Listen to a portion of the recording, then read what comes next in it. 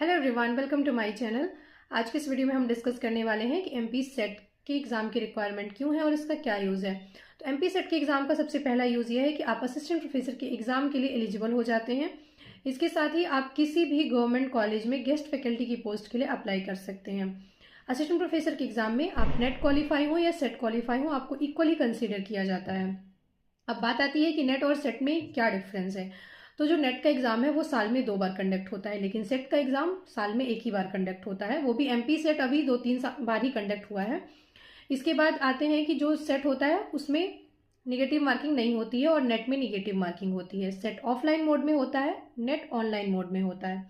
Set में fact based question आते हैं और नेट में रिसर्च लेवल के क्वेश्चन आते हैं। सेट जो होता है वो आपका बाइलिंगुअल होता है।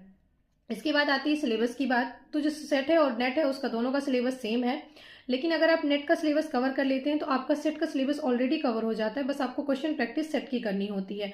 नेट की क्वेश्चन प्रैक्टिस करेंगे तो उसमें रिसर्च लेवल के क्वेश्चन आते हैं जो कि काफ़ी टफ हो जाते हैं। इसके बाद है कुछ लोगों का क्वेश्चन था कि जो सेट का सर्टिफिकेट है उसकी वैलिडिटी क्या होती है। तो जो सेट का सर्टिफिकेट है उसकी वैलिडिटी लाइफ टाइम होती है। अगर आपने एक बार सेट क्वालिफाई कर लिया है तो आपको उसी सब्जेक्ट से दोबारा सेट का एग्जाम देने की जरूरत नहीं होती है। एज लिमिट की बात करते हैं तो एज लिमिट कुछ नहीं है, आप जब तक चाहें तो इसको दे सकते हैं। अटेम्प्ट की भी लिमिट नहीं है।